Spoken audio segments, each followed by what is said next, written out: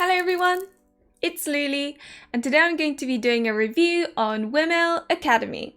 But before I start, I'd like to thank all of those who have supported me in Patreons, Ko-fis, tips. I truly appreciate it. I have started working on Patreon exclusive content, which I think would be quite helpful for those learning Japanese. I would also like to thank those who have been boosting my server. That means a lot as well. Also, remember to hit that like button and subscribe if you would like more cozy and otome content, and I promise you will not regret it. But I think that's it. Let me start!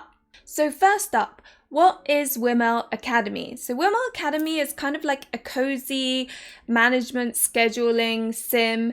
You go to Whimel Academy, which is essentially like Hogwarts, and you go to school there for 6 years. And during that process, of course, you hone your skills, and it's just so much fun because it really is like going to witch school. You've got, your herbology lab, the essentially forbidden forest, and a Quidditch pitch. I don't know. It felt really cozy and fun, and I really did feel like I was in witch school. But essentially, the ultimate goal of this game is to manage all of your time and increase your skills in these 4 different categories, which is magical, mental, physical, and emotional. And this gets quite tricky sometimes because certain activities increase certain skills more. And there are various different ways you can do this. I'd say the most simple and effective way is to attend class every morning and afternoon. You can attend classes which, teach you specific skills. For example, you could go to class and they'll teach you how to fly, and the amount of skill points you get is relatively high. And another thing you can do is review your class notes, and that's quite effective as well. But of course, there are certain skills that you really want to increase in that moment in time, but does not come up as a class, in which case you'll have to do other activities. Now, this can include things like, painting or having afternoon tea or exploring in the forest, or there are all sorts of different activities that will increase, for example, courage or healing, or and another one that I found quite effective was to sit in the library. But of course, every activity you have, there's sort of a pro and a con. For example, going into the library and studying, effective, but what subject you pick up on is completely random. Or there are sort of ways of earning money. So you could, for example, help cook in the kitchen, but while you do get money, the amount of skills, like the skill points that increase, are quite small in comparison to if you were to just learn a skill. Another one is where you make something. For example, you can forge weapons or create potions or make food, and all of these things, you have a chance of getting something, a creation, as a result of it. But of course, there's a chance you will not to mention you do need to get ingredients in order to do these activities. So there are a lot of things that you must consider before you kind of go along and do them. Now, there is another thing on top of all of this that you must consider, and that is the energy bar. So every activity requires X amount of action points, and that means that goes down. Now, there are various ways in which you can recuperate. One is sleeping. The earlier in the day you sleep, the more energy you recuperate. You can play with your cat. That only recuperates a teeny bit, but it also increases your animal care points. So, pros and cons, like I was saying earlier.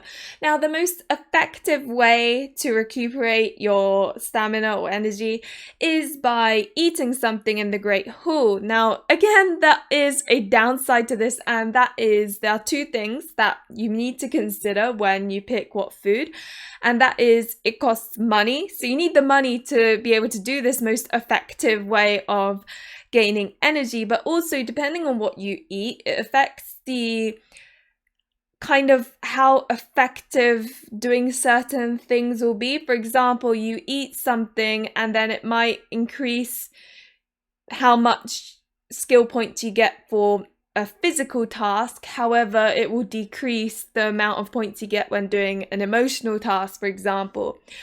So, you might eat something and then now it's better if you go and do a physical task because all physical points are increased by 1. And, there are a lot of things to consider even when you pick how to recuperate your energy. Moving on to my favorite part, the romance. There are 5 characters in total who you can romance, both male and female. And it's kind of nice. So, when you go and pick whatever actions you want to do, sometimes a symbol will appear that is representative of that character. And if you click on it, you can choose to spend time with them. And the more time you spend with them, the more your friendship points increase and you level up the friendship to, the next and next and next level. But the interesting is sometimes, so dialogue options come up every single time you interact with them. And sometimes you don't need any skill point levels. You just you can pick whichever one. But occasionally there will be dialogue options where it's you need 3, level 3 courage in, for example.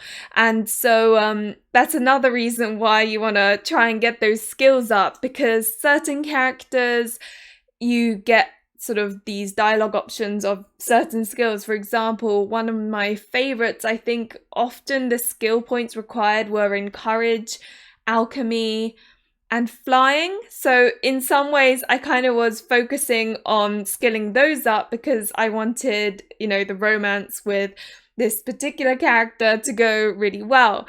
And again, that's something you need to consider, but it's all really fun.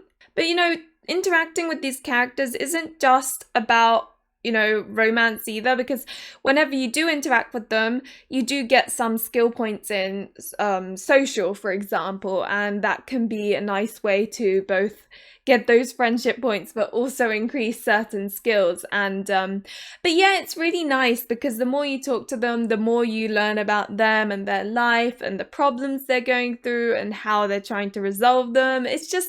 It's really nice being able to see these little stories. I think it was it was good. Now, one last thing, on the weekends, you can go to do shopping in the town. There are various different shops. One is kind of like a general store. It sells things that you would need for, let's say, forging or alchemy, for example. It also sells broomsticks and cauldrons, the things you need to do certain activities, as well as kind of accessory items, like, for example, the music player, which allows you to play different music that you can buy in other shops. There is a bookshop where they stock music, but also they stock these books that you read over 2 sessions, and that increases your skill points by quite a bit, actually. I'd say books are a really good way to increase your skills. I think I found them one of the most effective, so when I went and did another playthrough, I kind of did focus on that a bit more. Also, there's a bakery type place where you can buy food. Now, buying food in the town is actually quite good because let's say your energy is at 0 but there's a certain character you really want to talk to in that moment in time. The great thing about food that you have purchased is that it does not take time. It doesn't make time go by when you eat it. So you can literally eat it and then carry on with whatever you wanted to do. So it is while it's a bit pricey to buy food in town, it's quite a good way. It's a good idea to have almost like a backup food, if that makes sense. Also, you have got the plant shop. So in the herbology, like the herbology lab, greenhouse, I don't know. But that place, there are pots where you can plant vegetables as well as potion ingredients. And so there's this plant shop where you can buy seeds, but also you can buy vegetables and herbs if you do not want to, or you don't have the time to grow them yourself. So that's quite a nice little shop as well. And lastly are kind of the not so gameplay stuff, but more customization items. There are, clothes shops both for you and your cat, as well as furniture that you can use to decorate your dorm room. And it's kind of a nice touch because it means you can make your character look as close to you as you would like. There is also I think it's a hairdresser. I never ended up using it because it costs so much. and I was happy with the way my character's hair looked. But there is an option if you're like, oh, I want to change my hair, if that makes sense. So as well as buying, you can sell. So you know how previously I said you could forge or do alchemy or make potions or cook, all of these different things, you result in like an item. And this is kind of a good way to make money later down the lines, because yes, you sometimes do not get an item, but the amount that item sells for can be quite good. So it's like a easy way of making money as opposed to doing part-time jobs where you're getting peanuts. But anyway, so that's kind of what the game consists of. As you can tell, it very much is focusing on all of those increasing skills, as well as obviously the romance. But there is a lot of stuff you have to kind of think of, as well as trial and error. Once you've done one playthrough, you probably will think like, oh shoot, I probably should have focused more on that, or maybe I shouldn't have spent so much time doing that. Like, there are a lot of things that you kind of think, oh, okay, in hindsight type of thing, which is kind of another fun thing about this game, to be honest. And then after 6 years of school, so essentially like middle school and high school, or in England, it would just be like secondary school, you get one of 30 endings, and that is affected by the level of your skills, as well as what sort of level of romance or friendship you are at with the various different characters. So who would I and would I not recommend this game to? I would recommend it to those who want to have like romance in a cozy version of Hogwarts. It really feels like you're there. I don't know why. It's only like a 2D kind of point and click, you know, but for some reason it just really, I felt really cozy and nice, and like I was there. I don't know how they do it, but it was really fun. I would also, of course, recommend it to those who like management sims, like scheduling and management and thinking about, you know, all these different traits and skills and all of that. I would also recommend it to those who like the cozy, cute art style. It's really, I don't know, it appeals to me. I am a sucker for like cutesy art, so that's always an additional bonus. I would also recommend it to those who like trial and error. As I said, after one playthrough, you're probably thinking, oh, next time I'm going to do these things differently. And that repeatedness and seeing how changing things is more effective, like if you like that sort of thing, then I also really recommend this game. And lastly, if you like the social links and Persona, all of the romance kind of felt like that, because they would be different kind of dialogue options, some of which, of course, as I said previously, you can only get if you've got a certain level of whatever trait or skill it is. And yeah, it just kind of reminded me of that. And given for me, social links is the favorite part of Persona, this just really worked for me. Now, I would not recommend this game to those who are looking for sort of action-packed, like moving around. It's none of that. It's pretty much 2D, point and click. It's just kind of a more relaxed experience, if that makes sense. I would also not recommend it to those who want something that's incredibly story-rich.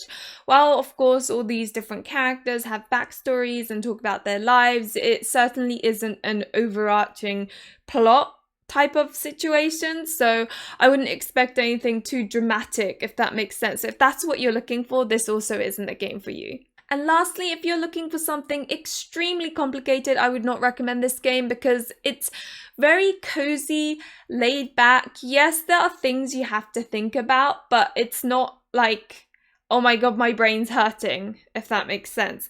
I always say it's complicated enough, not too complicated. But I also understand that there are plenty of you out there who prefer, well, basically are like the more complicated, the more fun. So if you're that type of person, then this may not be for you either.